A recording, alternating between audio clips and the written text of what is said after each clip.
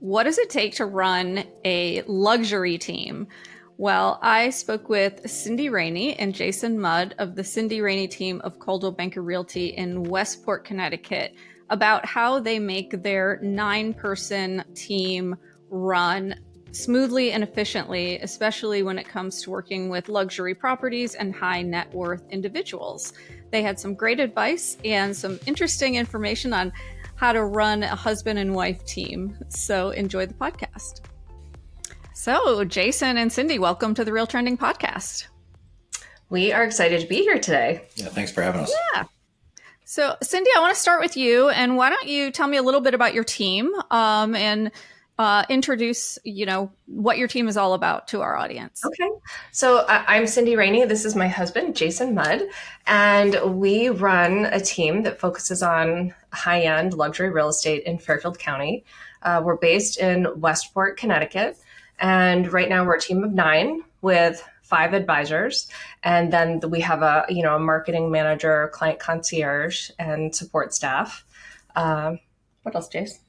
And then we also employ a PR team to help us get on podcasts like this with you, Tracey. Yeah. Great. And so, Cindy, how do you divide and conquer for your team since you're both running it? Oh, gosh. Well, Jason and I learned early on what the term stay in your lane means. I remember at one of our first coaching sessions way back when we were starting our team, we met with some other husband and wife business owners. And they were like, just make sure you just stay in your lane and do what you're great at. It took us a little bit to figure that out, but we definitely divide and conquer. We, challenge each other in a nice way. And Jason's our visionary. He's our, big thinker, keeping us always working at our best, the numbers guy. And then I am really the client facing arm of our team. Okay. Jason, I'm going to go to you. I want to talk about maybe like some key strategies or habits, things that you do and have driven your high level of success that other agents listening can learn from. Yeah. I think the first thing is that, I come from a different background. I'm not from the real estate industry to begin with. So I spent most of my career in banking, but I spent some time in the consumer packaged goods world.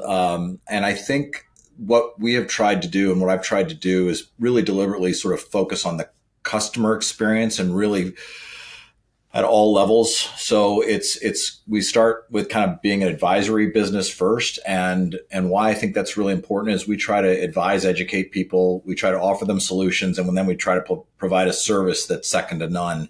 But it's always with the consumer in mind. It's how do we make every process, we question ourselves all the time about everything we deliver. Does it make the consumer experience better? Does it make it easier for them? So I think, that's at a very high level. What we're trying to build is kind of how do you think if you work backwards from the consumer, what makes their experience great with us? And I think they would tell you that what we've done is we've taken what can be a very emotional, can be sometimes a complex situation process, and we have tried to make it as easy for them and as less and as stress-free as possible. Okay. And, in that same vein, have you found that the luxury market is a little more sophisticated? So with the commission lawsuits, have they been more active in talking to you about it and asking for more information and in kind of maybe negotiating a little bit more?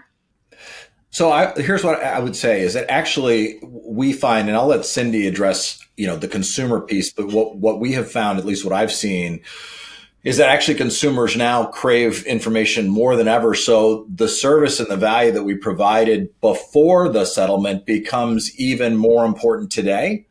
And in fact, we have not seen our commissions go down. We've actually seen them go up because people in the luxury space are now aware more than ever that the value we provide on the advisory side is actually really meaningful. But again, Cindy can address more of the live client relationships. Yeah, I think for us, the settlement has made things easier for us because we can really easily articulate our value proposition. Whereas I think for newer agents or agents that don't have the same level of confidence or experience, it's harder for them to really succinctly articulate what they offer somebody. And so for us, I can very comfortably have a conversation with, Mr. and Mrs. Buyer or seller, that I charge X and here's what I offer.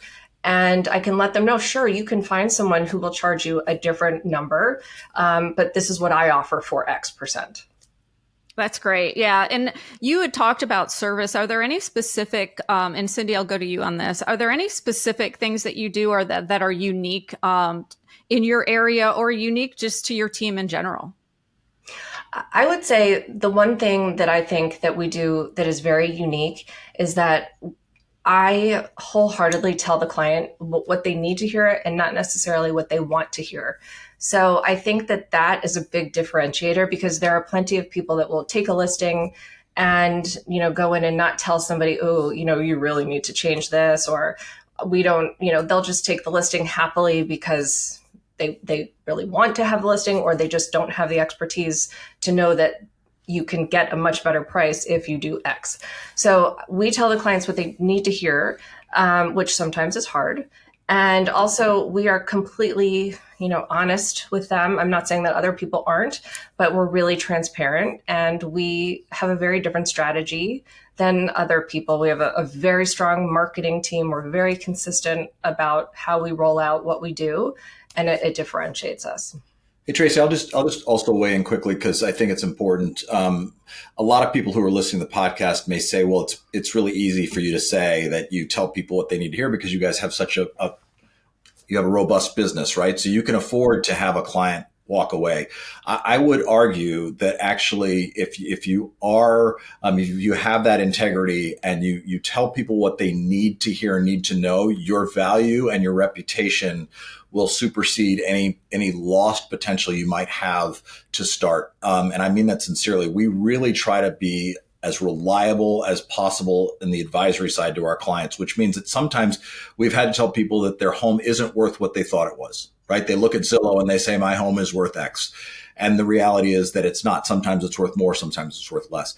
But we've staked our reputation on being reliable and being transparent. And that's where Cindy excels in the market, is because clients know that when they get Cindy, they're going to get an honest approach to how we think a home should be marketed, or if she's representing a buyer, what their offer should be and why. Yeah, it's really interesting. So I have a friend who's working with a seller and got a great offer for the house. And the buyers came back with wanting some concessions on repairs. And the seller took it very personal. And, basically it was, well, don't they understand I'm a widow? I can't, they're taking advantage of me. Like, how do you handle like that? That was the first kind of situation that she really explained to me. And I thought, wow, they really take this personally. How do you handle that in your transactions? I think it's really important to give people as much information up front so that we can manage their expectations. And so, it depends on the market that you're in. Right now we're in a very strong seller's market, so we won't see a lot of concessions being asked for unless it would be something really health and safety related that anybody would ask for. But in a market where you are having concessions asked for, I think it's just really preparing the seller to say, look, we've gotten to this point in the negotiation. The next part is they're going to do an inspection. And, these are things that they could ask for. Hopefully we're really transparent on the disclosures, so they really know the age and of the systems and any potential problems. But it is possible. And selling your house is so emotional, especially if you're a widow or, you've gotten divorced or, life changes, that's really hard. So we are, I love that client that I can really handhold and be there for, because I really feel like I can help and I'm needed. And I love helping people in those, situations. Yeah, I know it's been a very emotional transaction. So it's interesting, some can be so very transactional, without a lot of emotion. And then you've got others, and this is a high-end transaction. It would be probably mid-luxury in our market. So, Yeah. yeah. Yeah. So That's tough. Cindy, let's talk about kind of your top lesson learned, and then Jason, I'll go to you. And so you've been in business, I think it was like 20 years, is that correct? Yes, And 20 years. Jason, have you been in the real estate business as long? No, I was a banker for most of my career, and then Cindy and I formed a partnership. She had been very successful as a solo practitioner, and we formed the company in 2020. Okay, so you have two very different perspectives. So, Cindy, I'll start with you on kind of your greatest lesson learned over the years in your practice. And it's something I wish I learned a little bit earlier. It is really important to focus on doing the things that you're really good at and delegating the things that you don't like to do or you're just not as great doing. I wish I could say I was the most organized person in the world, but I'm not. And so, we have a staff now that really helps keep me on task, and we use Follow Up Boss, which is fantastic. We are just starting to integrate Monday, which is going to be, help our systems and processes, but we are always evolving and really making sure we're, at the top of our game technology wise and team wise, so that I can do what I'm best at all the time. It's interesting. Someone else, another agent recently said they started using Monday. It's not traditionally a real estate, program. And so it's interesting that more agents are starting to use it. Yeah. And Jason, so coming from another industry, maybe what surprised you, and what is a lesson that maybe you learned in banking that is transferred to the real estate business that you're running? I think the first thing is that this job that Cindy does is a lot harder than I thought it was. I mean, she makes it look very easy, but she works incredibly hard at it, and she's very natural at it. So she makes it. I have to say something. He had used my computer one day when I was out of the office last week, and it was actually amazing for our marriage, because he came home and he was like, I couldn't focus at your computer. It was dinging all the time. You got like 95 texts. And I was like, oh, that was an easy day. And he said, oh my gosh, I have so much more respect for what you do. That was it was amazing. So any realtor out there, let your spouse sit at your computer, and it might be like life-changing. No, it's true. I mean, yeah. So sorry. No, it's okay. No, it's okay. Look, first of all, I think it's the misnomer is that it's from the consumer end is that this is a very easy job. It is easy to get a real estate license. It is easy to enter this profession. It is extremely difficult to be incredibly good at it. I think that was the lesson that I learned. And I think for those of you who are listening, I think you know exactly what I'm talking about. I would say for me, what has helped our team and our business coming from a different background is that I tend to challenge a little bit more of the status quo. I tend to challenge sort of what has been done and does that necessarily make it right? And so my background is predominantly sales and sales strategy. So I spent a lot of my career sort of asking questions. If we do it a certain way, is it better than doing it this way? And why? And always asking the questions around why do we do it a certain way? And so I think that has helped our business in terms of how we've tried to look at what we do process-wise, how we evaluate our relationship with our clients, how we present our information. All of it, we're just trying to challenge ourselves to make sure that what product we put out there, we've made sure that we feel it's the best means and the best way of getting that message out to the consumer. I think everyone needs a Jason on their team. Someone challenging, the way that they're doing things. And that's how you evolve, right? And become more efficient and successful. So, and so Cindy, talk to me about your growth plan. Are you happy with the way the team is now? Do you have a plan to move forward and grow to a bigger team? What are some of your plans moving forward? So I will tell you specifically that Jason, being our visionary, his plan for growth is really, you'd want to hear that from him, because he's got our whole roadmap. However, right now I am very happy with the team. We do have an opening for one or two more advisors. And so, Jason and I are always looking to see who, might be a good fit for our team. But aside from that, I mean, Jason definitely has some big really great plans for us. I don't know if he wants to share now, but No, I won't get into every detail, but I think to Cindy's point, we are absolutely looking to grow. We're thrilled that the business has grown from where we started to where it is today. We would like to continue to grow the business. Maybe it won't grow at the same pace because we've had some pretty extraordinary growth, which we're absolutely thrilled by. The challenge that we face is we are trying to build by hiring people that fit our culture, fit our model, and represent the Cindy Raney brand the way we'd like for them to. And so it's not about in our world just bringing on 5, 10, 15 other advisors or people in a variety of roles.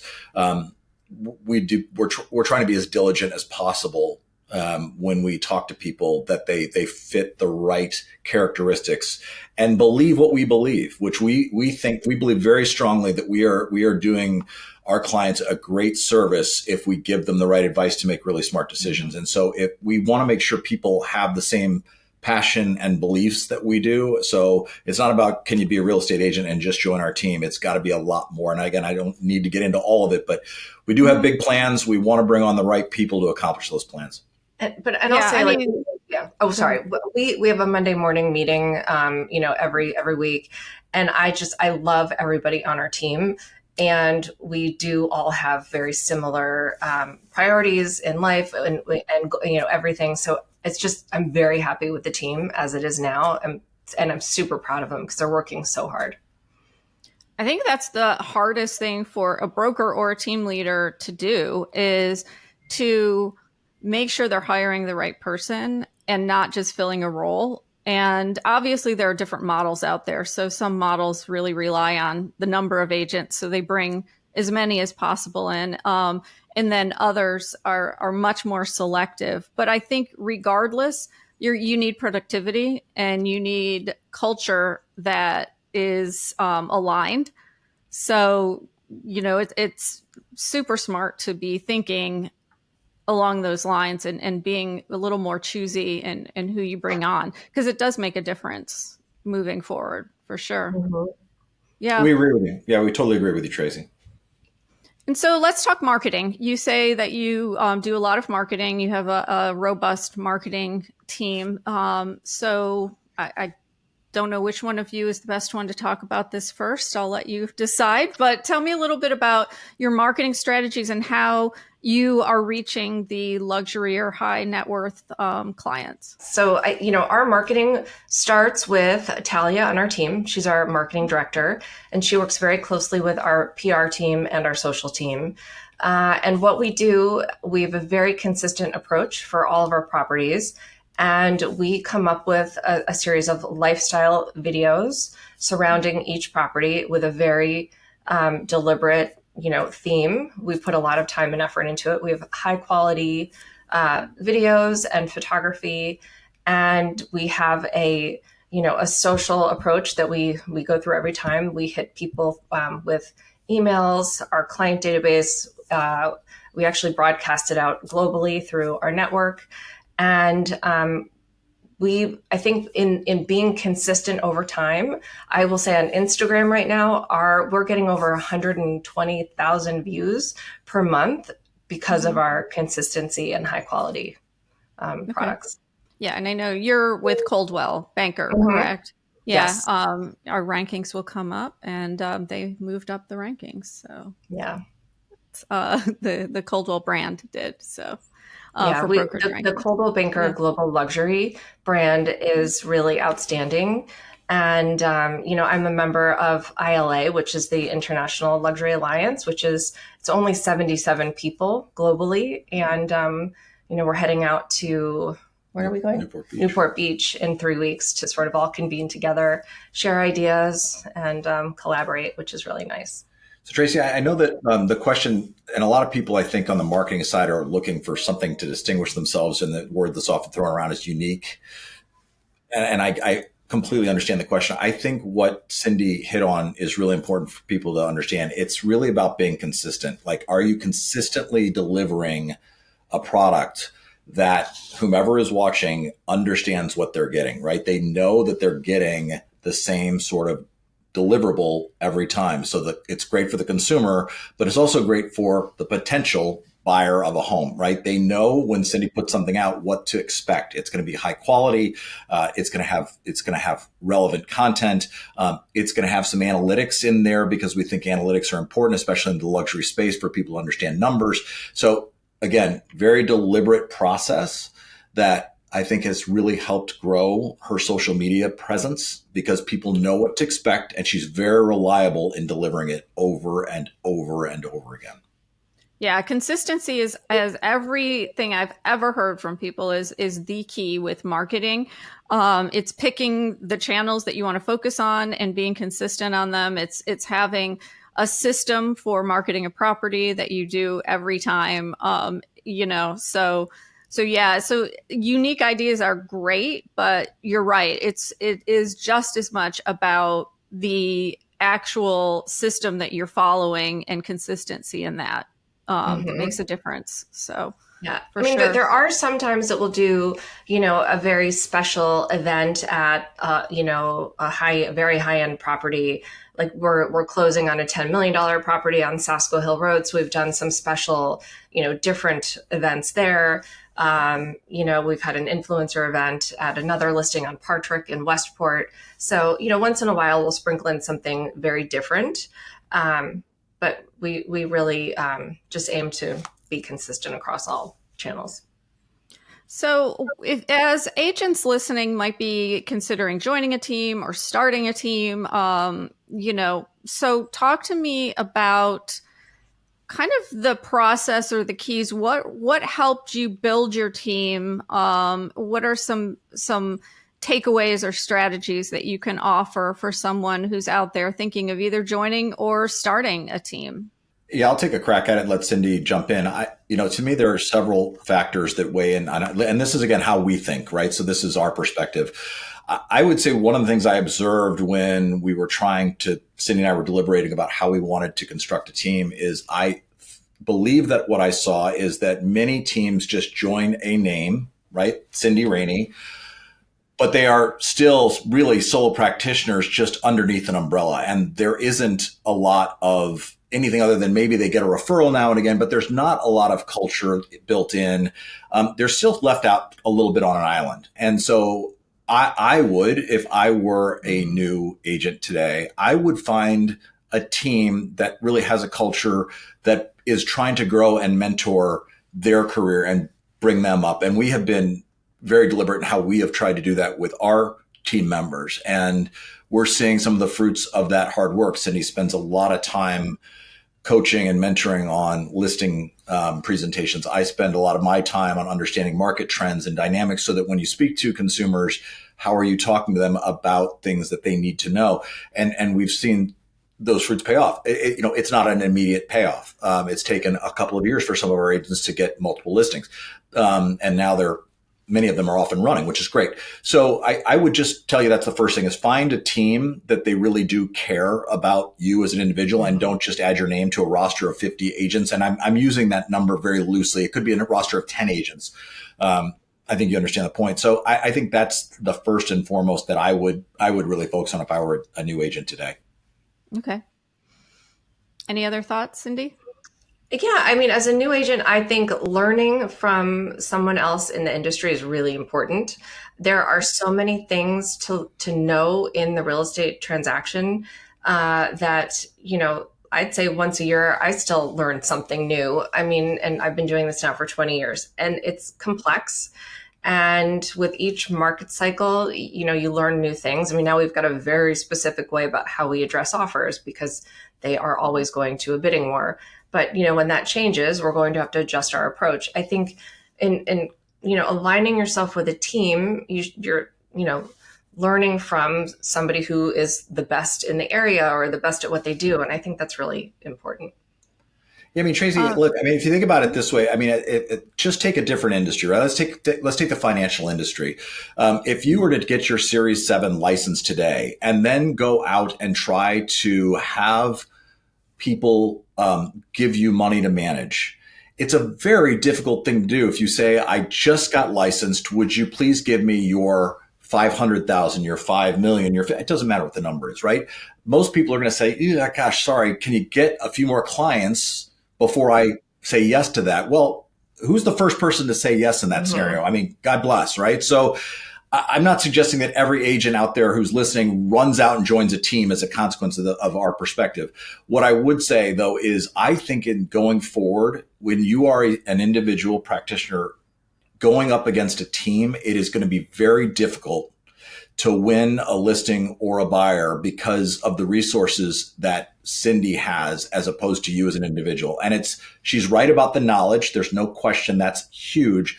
But the resources our agents have, our advisors have, just by being on our team, it's not just being affiliated with Cindy or getting insights from me. They have access to Tally and our marketing. They have access to our PR team. There's a social calendar. Everybody gets to participate in all of this stuff. So it allows them to build their own brand within our brand that would be impossible to do by themselves, or I should say incredibly difficult to do. So again, isn't to say you can't be successful. I just think it becomes much more difficult. Yeah, absolutely. My last question is just tell me a time that you failed forward. Cindy, we'll start with you. Failed forward. Oh boy. Yes. Maybe something you did in your business that you realize, oh, that was a big mistake, but you learned from it and changed your perspective, changed your strategy. Well, I'll let Cindy think about it for a second. I think the biggest mistake I think we've made is we have made some hiring decisions more based on more on need, and it was sort of an immediate need, and didn't do enough homework on my end to ensure that it was the right fit for our culture. And I know and the shame on me part of this is I've been in other roles where I've had to hire and unfortunately let people go. It's much harder to hire somebody and let them go than it is to wait and get the right person. It's just the time and energy put into the wrong person is very bad use of your time. So I would say that for us, and it hasn't happened often because we're still pretty small, but we have had a couple of instances where we have, and I take the blame because it's been my responsibility of bringing people on board that was based on a need rather than understanding that, making sure they were the right fit for us. So that was a fail forward that we have worked on and subsequently have made some other hires that have worked out, thankfully, really, really well for us. And I think for me, we joined coaching, probably 2019. And for me, that has been a complete game changer. You have an accountability partner, and you also learn from a lot of people that are very successful. And one thing that I learned by sort of just going through it over the years, I used to multitask all the time and just be as busy as I possibly could. And there could have been a time where I was good at multitasking, but now I realize I could have been, much more productive and at, the top of my game if I just stopped trying to do too many things at once. And I think now I'm much more present and focused and really try to focus on one thing at a time, because just having all these balls in the air at once. I mean, I know our lives are crazy, but just to stop and figure out what is the most important thing on your plate at this time and figure out that and then move on to the next thing. I think that is probably one of the biggest lessons I've learned. Yeah, that's great advice. And who do you use as a coach? Is it a national coach or? Yeah, we coach with Tom Ferry, and we really love the advice and guidance that we get. And it's great. I mean, we just had a question, earlier in the week, and Tom got on the phone with us for a few minutes. And we have a wonderful coach, Carolyn. We really enjoy it. But I have a coach in other things. I have a yoga coach. I have a speaking coach. I just feel like it's really good to have accountability, and people are just keeping motivated. Absolutely. Well, Jason and Cindy, thank you so much for joining the RealTrending podcast. I appreciate you being here. Absolutely. And I do want to say we've learned so much from other realtors and people that, I am an open book. If anybody wants to reach out, Instagram is a great place to do it. And we'll make time to get back to you. Any questions, please feel free to reach out.